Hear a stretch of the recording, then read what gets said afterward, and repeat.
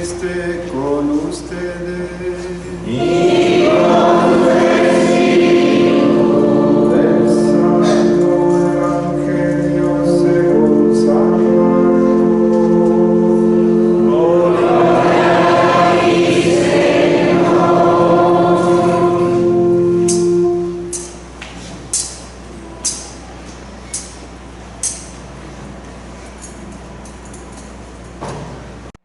En aquel tiempo llegó Jesús a Cafarnaúm, y el sábado siguiente fue a la sinagoga y se puso a enseñar.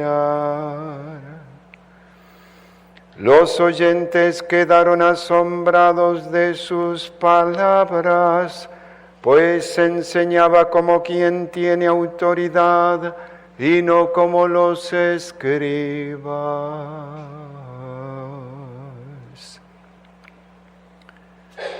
Había en la sinagoga un hombre poseído por un espíritu inmundo, que se puso a gritar: ¿qué quieres tú con nosotros, Jesús de Nazaret?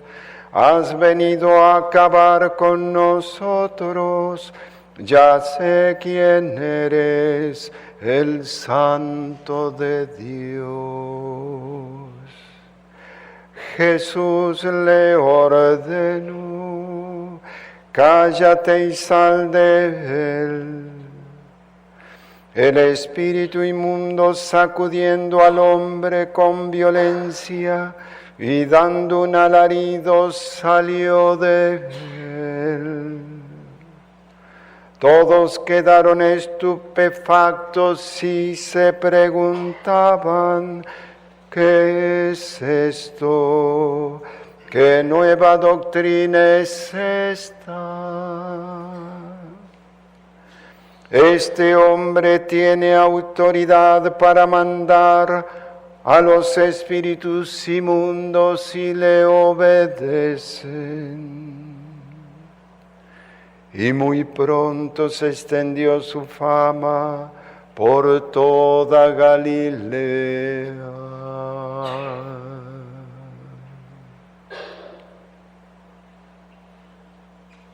Palabra del Señor.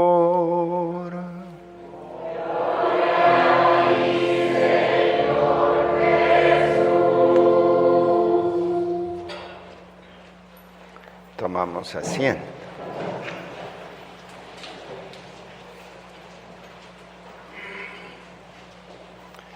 Domingo pasado meditábamos sobre Jesucristo como palabra. De esa palabra vivimos siempre, aunque no nos demos cuenta, pero la palabra de Dios es el pan, el sustento de nuestra vida espiritual. Y en este domingo la invitación es a reflexionar sobre los hechos que el Señor hace como maestro de la buena doctrina y que de alguna forma especifica ese poder a través de la expulsión de un demonio. En el libro del Deuteronomio dice algo muy hermoso, que habrá un gran profeta parecido a Moisés que vendrá, un profeta como tú. Pondré mis palabras en su boca y él dirá lo que mande yo. El pueblo de Israel esperaba ese profeta que está anunciado aquí en el libro del Deuteronomio, similar a Moisés. Ese gran profeta va a ser Jesucristo, que cumplimenta evidentemente todas las características del profetismo. Así que había solamente un resto en Israel que esperaba este gran profeta anunciador de la palabra, un profeta como tú, similar a ti, similar a Moisés. Jesucristo será el nuevo Moisés, pero no vendrá a liberar al pueblo en una especie de peregrinación terrena, sino en una peregrinación espiritual. Por eso la liberación que hará el nuevo Moisés es de alguna manera preponderantemente trascendente, metafísica, porque Él nos invita a ser peregrinos al cielo. Y Él va adelante con su cayado de pastor, peregrinos al cielo, siguiendo la cruz. El libro de la carta a los Hebreos nos muestra de muchas maneras Dios habló en el Antiguo Testamento por los profetas, más ahora nos habla por medio de Jesucristo, el nuevo profeta, el nuevo Moisés, aquel que venía a hacer grandes cosas por su pueblo. Nosotros somos pueblos de Dios. ¿Y cómo enseña Jesús la palabra? Dice por aquí el Evangelio que entró a la sinagoga de Cafarnaúm y todos quedaron estupefactos porque hablaba como quien tiene autoridad, como quien tiene autoridad. ¿Quién podrá arguir a Dios que no tiene palabras de vida eterna? ¿Quién podrá decir que no Él habla con soberanía y con plena verdad? Entonces quedaban estupefactos cuando lo escuchaban. Habla como no en tercera persona, que han oído decir tal cosa de los profetas y tenemos que hablar como los profetas. Él habla con su propia autoridad. Habéis escuchado esto, mas yo os digo tal cosa. Es decir, Él habla en nombre propio, con la autoridad de quien viene a anunciar la palabra, porque es la palabra. Cafarnaúm, dice San Jerónimo, explicando este hermoso evangelio, Cafarnaúm,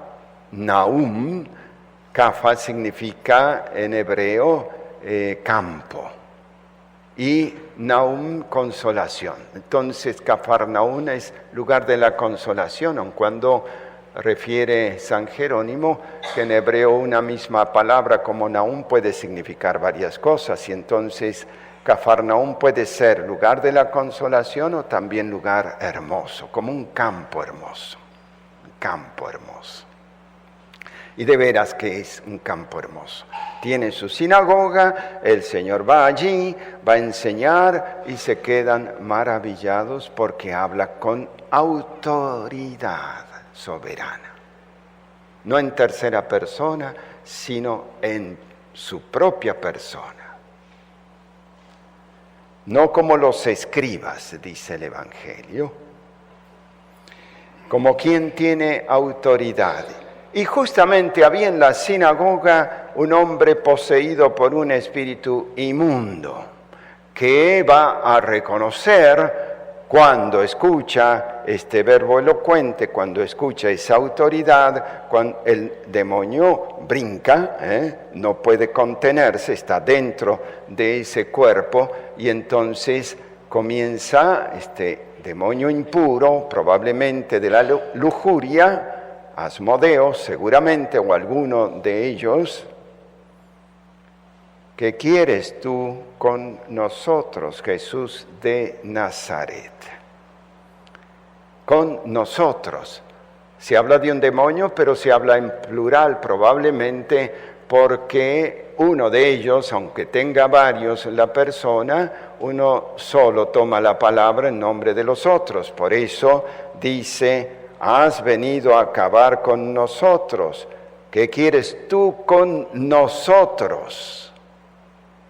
Sabemos quiénes son los demonios. Han sido ángeles creados por naturaleza buenos. Dios los ha creado para glorificar, justamente cantar alabanzas en el cielo, eternamente ser felices, y han preferido pecar, no servir a Dios, y por tanto han caído para siempre.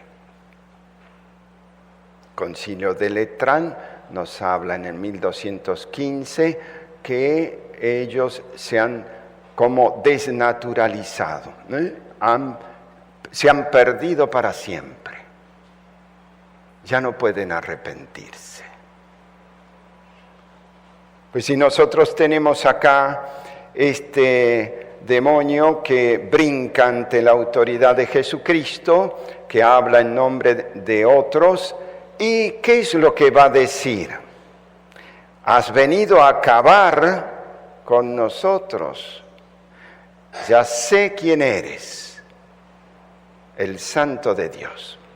Refiriéndose a esto, dice San Jerónimo, algo que es muy interesante que quiero comentarles, porque en realidad del demonio se puede esperar siempre mentiras, porque es el padre de la mentira, ¿verdad? No tiene certezas en sus palabras, no habla con la verdad. Mas acá reconoce algo que sí es en parte verdadero, pero no es verdadero del todo. Porque lo que a los demonios no les agrada de Jesucristo es su divinidad. Evidentemente les cuesta siempre tratar de ver la divinidad en Cristo Jesús. Entonces simplemente va a decir un santo de Dios. Podría decirse un santo de Dios en el Antiguo Testamento, no sé, un Isaías, un Jeremías, también fueron santos de Dios. Por tanto, no está definiendo del todo, y dice Jeremías que en realidad tendría que haber dicho, San Jerónimo, tendría que haber dicho, tú eres Dios santo. No el santo de Dios, sino el Dios santo.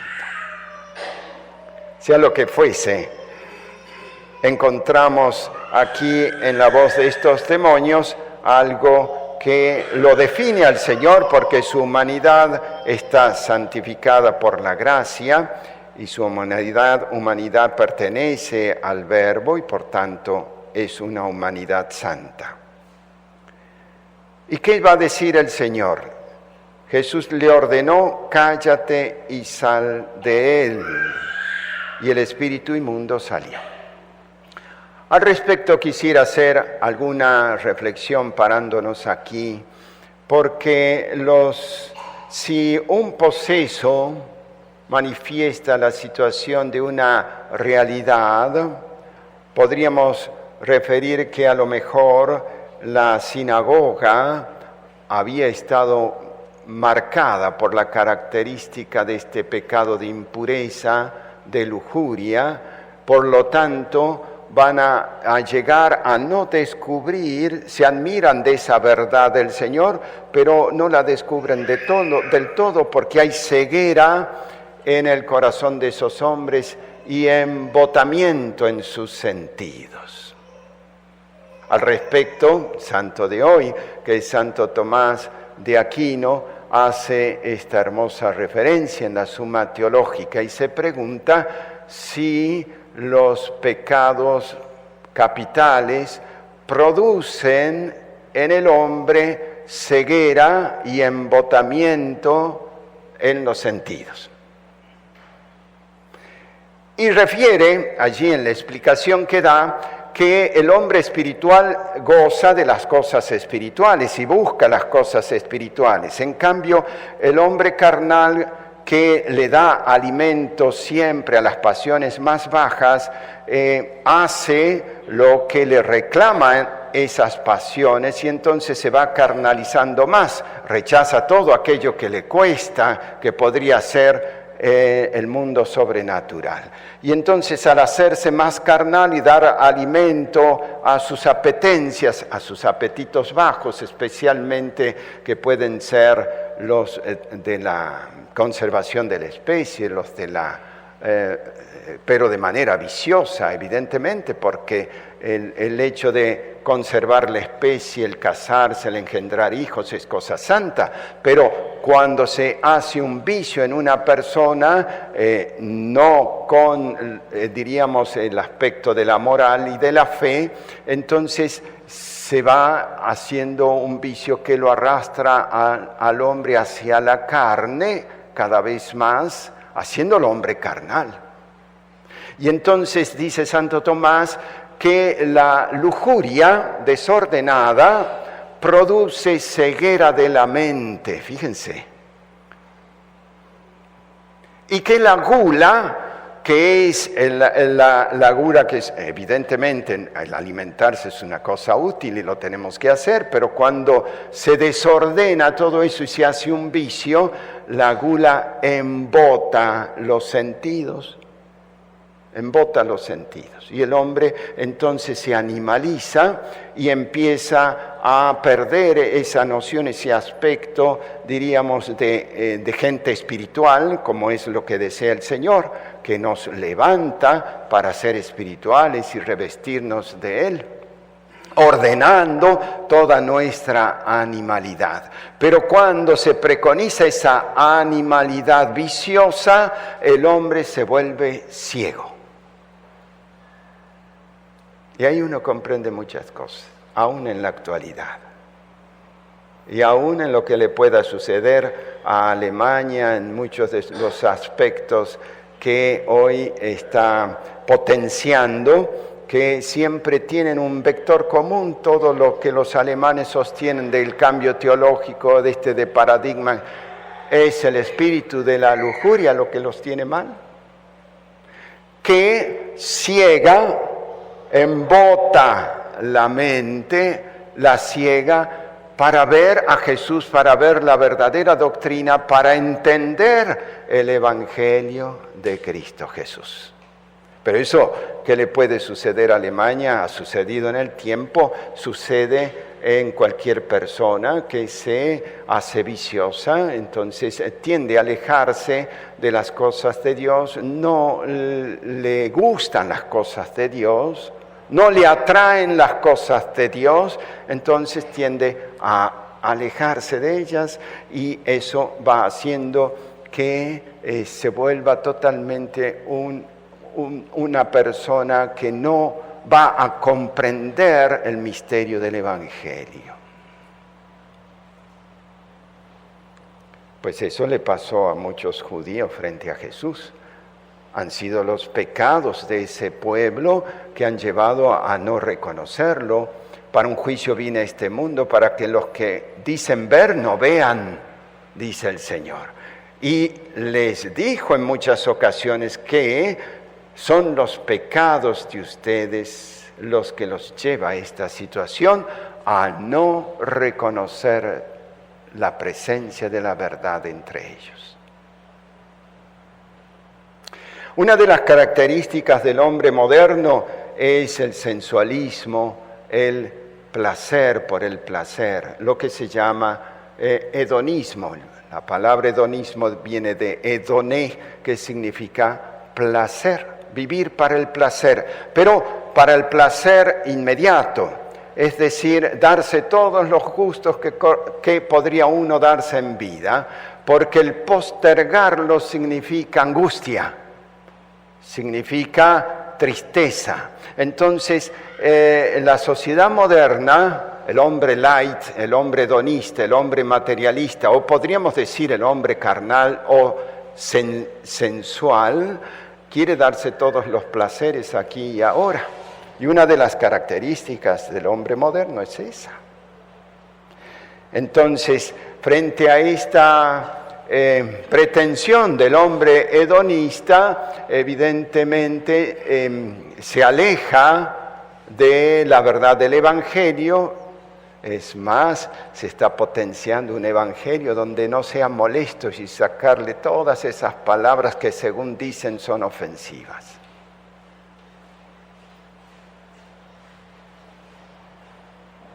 No es el evangelio el que tiene que cambiar. El evangelio es palabra de Dios y está enseñado con la autoridad divina. Son los hombres que tienen que cambiar sus actitudes y convencerse que no puede existir una vida buena sin la fe y sin la moral auténtica. Entonces es sumamente importante redescubrir o definir de nuevo la palabra amor, porque es una de las palabras más denigradas o mal comprendidas en el tiempo actual, porque se llama amor a la diversión del fin de semana. Entonces allí los hombres se transforman más que en espirituales, en hombres carnales, al estilo donde se preconiza la animalidad y el placer por el placer, de tal forma que se pierde todo el sentido de la cosmovisión que nos trajo Jesús con respecto al hombre. El hombre es un ser potenciado hacia la vida eterna que con la gracia de Cristo puede merecer el reino de los cielos y que es más ciudadano del cielo que de este mundo, así refiere San Pablo. Somos ciudadanos del cielo y tenemos que aspirar a las cosas del cielo.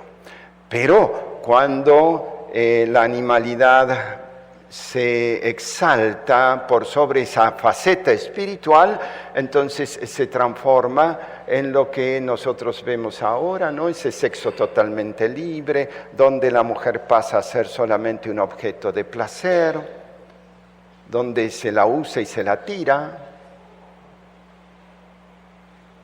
donde se ve de alguna forma nada más que la diversión del sexo, pero que eso a su vez hace de los ciudadanos protagonistas estúpidos de sus propias situaciones, ciegos para Dios, ciegos para su condición misma humana. Porque una de las cosas que hace justamente la carnalidad viciosa es esto que hablaba Santo Tomás, producir la estupidez mental.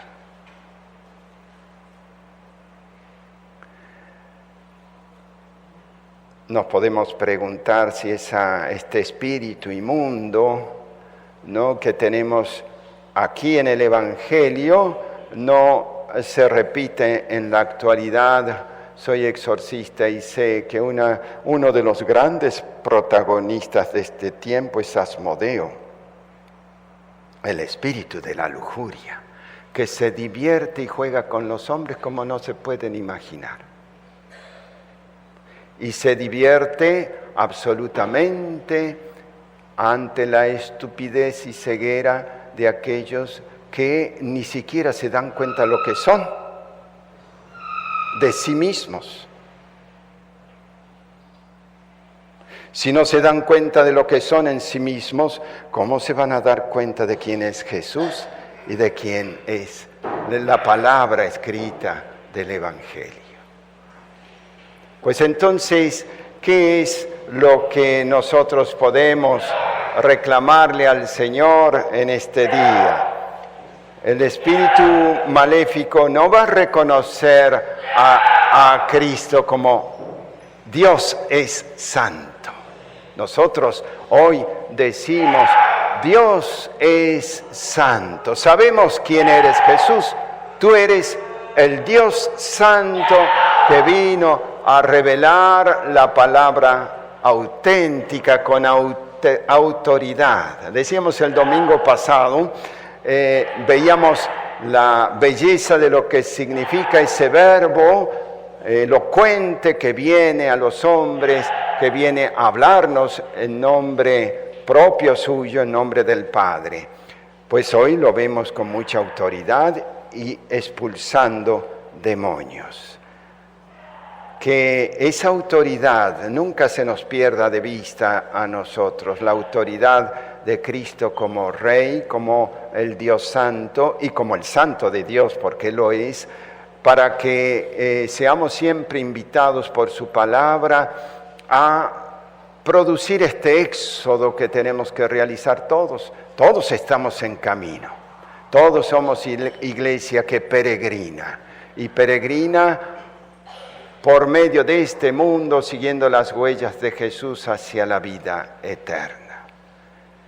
Pues los demonios siempre van a querer ofuscar nuestro entendimiento, nuestros conceptos, y en el fondo se van a burlar de nosotros, pero nosotros tenemos que saber dónde está el verdadero camino, la autenticidad de vida, y tenemos que fomentar en nosotros, en nuestros hijos, esa educación cordial del corazón para amar siempre a Jesús como nuestro Hacedor, Bienhechor supremo y aquel que nos guía a lo largo de nuestra existencia. Que así sea.